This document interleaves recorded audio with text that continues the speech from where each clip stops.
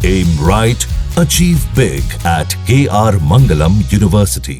और अब बड़ी खबर राजधानी दिल्ली से आ रही है, जहां दो दोस्तों की मौत हो गई है और खबर यह है कि दोनों दोस्तों ने एक दूसरे पर चाकू से वार किया है। देर रात हुई चाकूबाजी में दोनों युवक की मौके पर ही मौत हो गई है। वारदात दिल्ली के तिलक नगर की है। एक पार्क में दो युवकों ने एक दूसरे पर चाकू से हमला कर दिया। हमले में दोनों बुरी तरह से जख्मी हो गए और दोनों की मौके पर ही मौत हो गई। फिलहाल पुलिस मामले की जाँच कर रही है।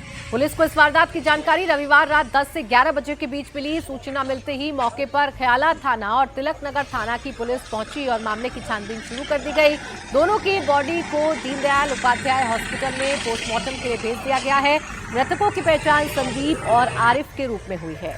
दोनों ख्याला बी ब्लॉक के रहने वाले थे। एक ही गली में दोनों अपने अपने परिवार के साथ रहते थे। संदीप और आरिफ दोनों ही शादीशुदा थे और उनके बच्चे भी हैं। उनके बीच किसी बात को लेकर दरअसल आपसी झगड़ा हुआ और झगड़ा इतना बढ़ गया कि दोनों ने एक दूसरे पर चाकू से हमला कर दिया। हालांकि कारण क्या रहा झगड़े का, वो फिलहाल पता नहीं चल पाया है।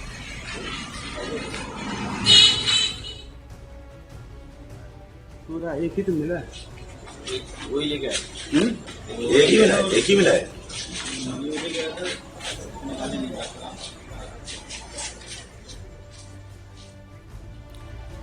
और यूपी पुलिस अपराधियों पर कहर बनकर टूट रही है। लगातार मुठभेड़ किए जा रही हैं। मुख्तार के शार्प शूटर शाहरुख पठान को पुलिस ने मार गिराया। शाहरुख जीवा गैंग के लिए भी काम करता था। शाहरुख पर कई आपराधिक मामले दर्ज थे। वो लगातार पुलिस को चकमा दे रहा था, लेकिन इस बार वो नहीं बच पाया। मुजफ्फरनगर में मेरठ एसटीएफ ने शाहरुख को ढेर कर दिया।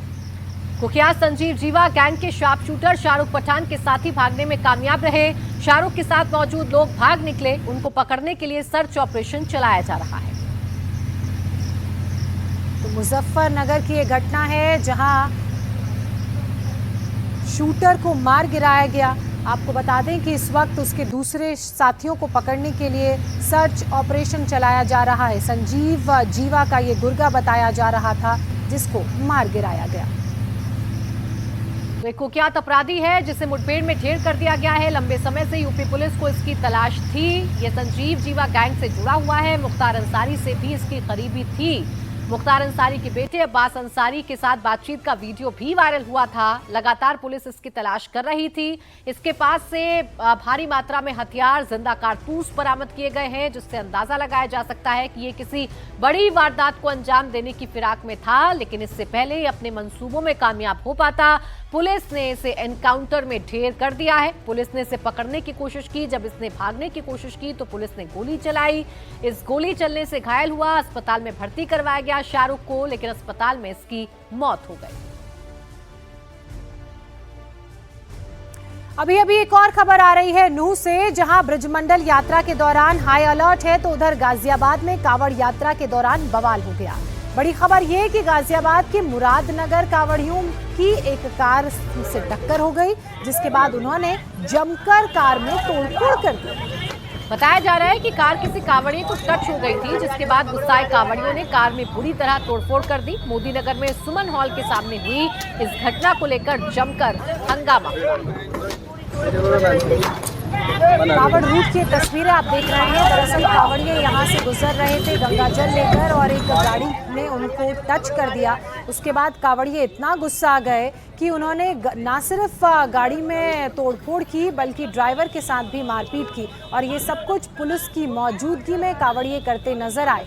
आप समझ सकते हैं कि कांवड़ियों का जो आतंक है वो किस तरह से देखने को मिल रहा है।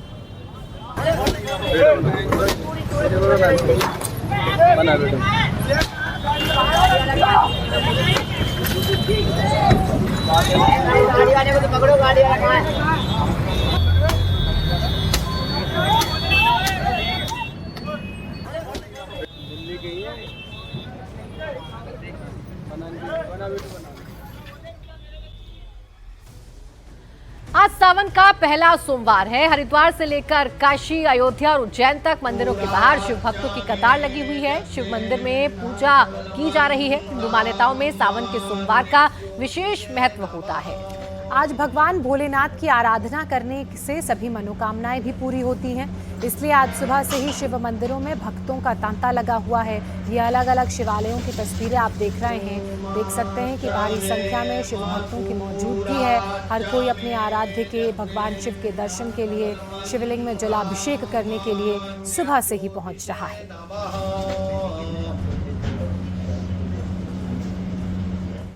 अब खबर उत्तर प्रदेश से है, जहां दबंगों की दबंगई कम होने का नाम नहीं ले रही है। अभी खबर यूपी के फर्रुखाबाद से आई, जहां दबंगों ने जमीनी विवाद में एक परिवार पर जानलेवा हमला कर दिया।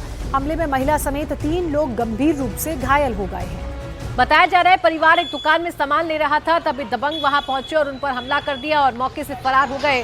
पीड़ित ने दबंगों के खिलाफ थाने में तहरीर दी है, लेकिन अब तक कोई कार्रवाई नहीं हुई है। ये जो वीडियो आप देख रहे हैं 2 दिन पुराना बताया जा रहा है और इसी के आधार पर अब मामले में कार्रवाई की जाएगी।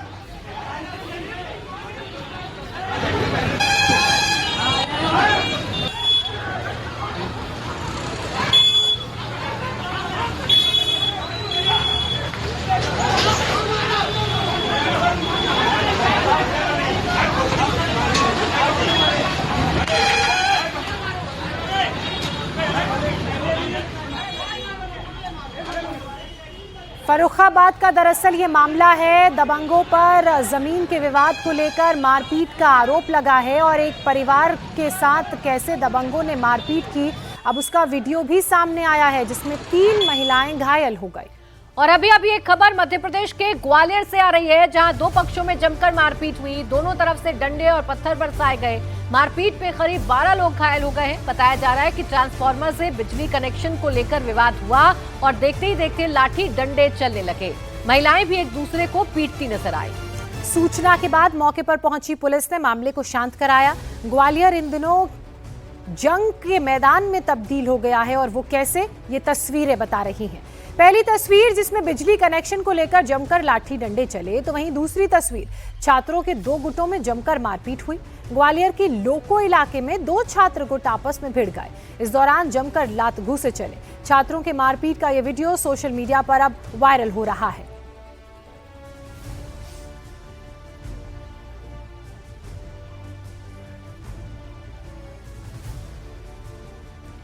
तो तस्वीर इस वक्त आपके सामने, आप देखिए कैसे बिजली के विवाद को लेकर या कनेक्शन के विवाद को लेकर 2 गुट आमने सामने आ गए और फिर एक दूसरे पर लाठी डंडों से वार करने लगे। तो 2 छात्रों के गुट भी एक दूसरे की पिटाई करते हुए नजर आए।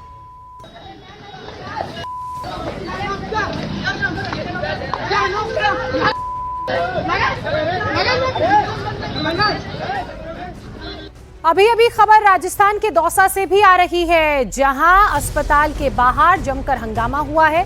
रविवार को पेट दर्द से पीड़ित शख्स की इलाज के दौरान मौत हो गई, जिसके बाद अस्पताल में जमकर बवाल हुआ।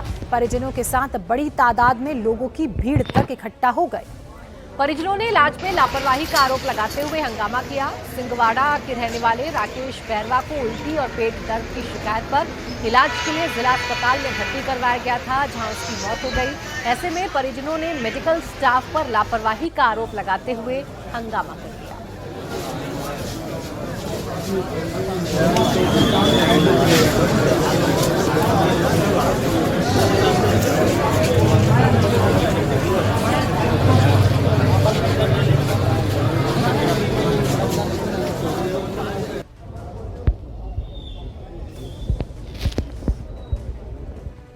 और इस वक्त एक बड़ी खबर अयोध्या से आ रही है, जहां एक शख्स ने गोली मारकर अपनी प्रेमिका की हत्या कर दी है और फिर खुद की कनपटी पर गोली मारकर सुसाइड कर लिया है। दोनों अयोध्या के होम स्टे में ठहरे थे। पुलिस ने दरवाजा तोड़कर दोनों का शव बाहर निकाला है। वारदात की वजह अभी तक पता नहीं चल पाई है। लड़का देवरिया और लड़की बाराबंकी की रहने वाली बताई जा रही है। मौके से पुलिस को 2 कारतूस और एक तमंचा बरामद हुआ है। इस पूरे मामले में जांच जारी है।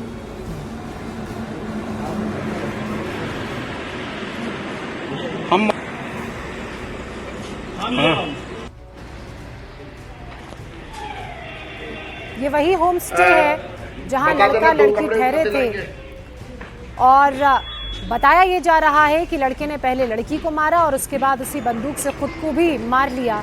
मौके से बंदूक और कारतूस बरामद पुलिस ने कर लिया है। हालांकि क्या कारण रहा, क्यों प्रेमिका की हत्या करके खुद प्रेमी ने सुसाइड कर लिया, इसकी जांच की जा रही है। ये वही दरवाजा होमस्टे के उस कमरे का जहां 2 लोग रुके हुए थे और ये दोनों एक दूसरे के प्रेमी बताए जा रहे हैं।